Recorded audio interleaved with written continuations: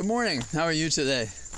I'm getting out a little earlier because I am appearing remotely in bankruptcy court this morning. So I guess the news on an election day, even though it's not in your vicinity, is a subject much watched because we're concerned about the trends. That is, as I would put it, how can a man who tried to overthrow the government, basically absconded with state secrets to his man cave in Florida, and who was impeached twice, be a moving force for candidates he endorses to come into office and to spread the evil agenda that he had, which is to win at all costs, even if it's lying about fraud in voting that hasn't happened. So in that context, we have two races that we're interested in that some think are foregone conclusions. One is we have Sarah Palin up in Alaska running to restore her position, such as it was, in the Republican horizon.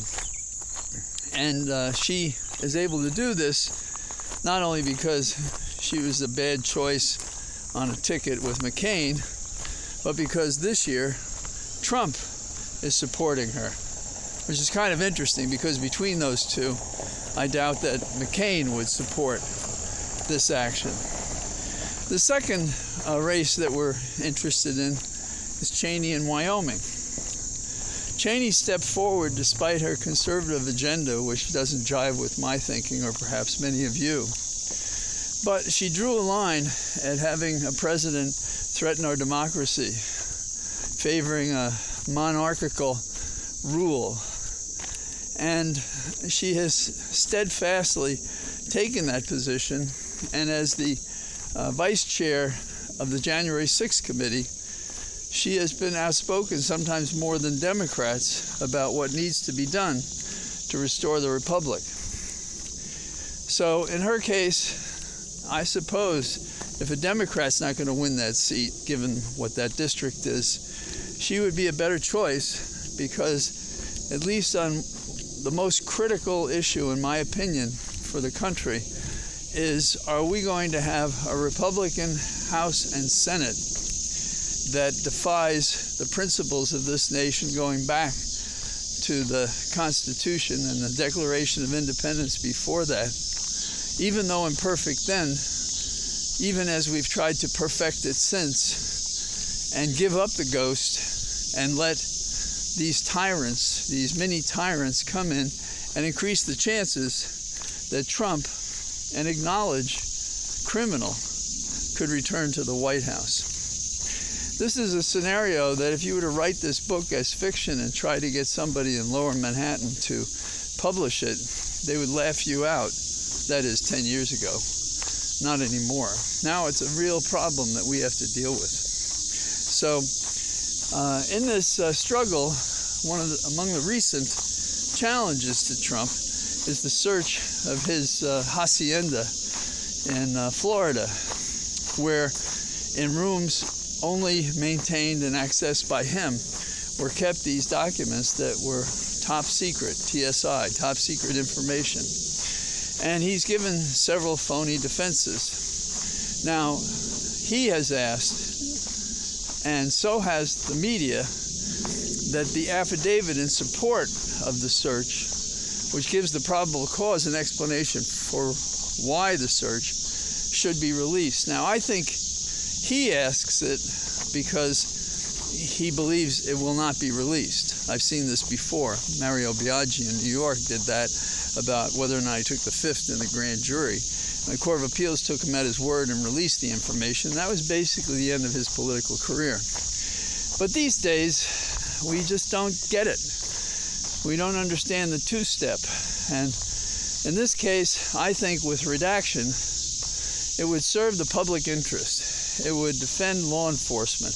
It would meet the arguments of the Republicans. And it would also illuminate in people's access to government documents the proof that the search was warranted and why, and in some detail.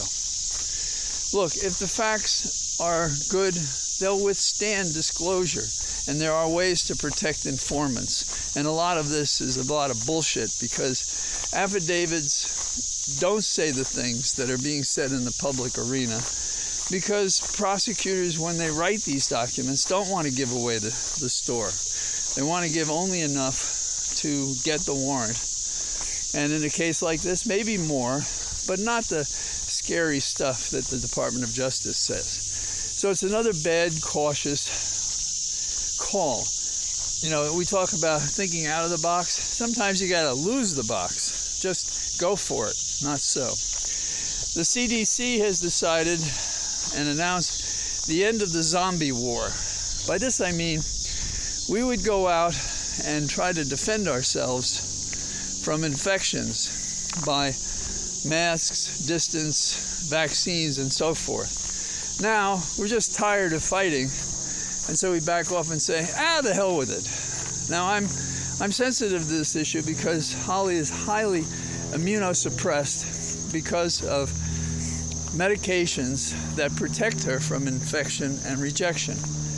But she's only one of very many people across the United States. And many people of an age are also exposed because of the age and because this machine that we walk around in is not invulnerable, and it's more sensitive as we get older because it's less certain in its performance, if you will. So I think that it's a mistake to say, let the infections do what they may, because we may find ourselves on the wrong end of another pandemic because we just don't do the hard stuff. And is that the American way?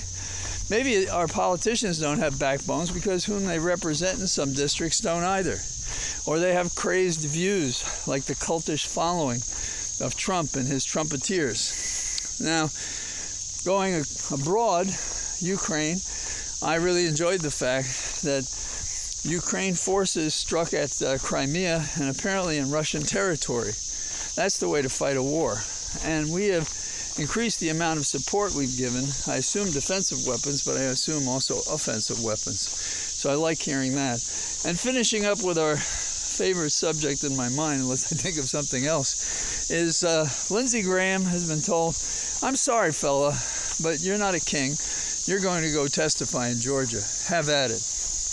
And Rudy, tomorrow, is going to go to Georgia, and he may testify in the sense of taking the fifth. And some say, why is he going? Well, he has to go, and there has to be a record that he actually is taking the fifth. And some believe, and I'm among them, that you have to take the fifth as to certain questions that are specific, so that the Fifth Amendment is preserved for the witness, and it narrows what he can or can't talk about. So he may have to take the fifth 150 or 400 times like his cohort.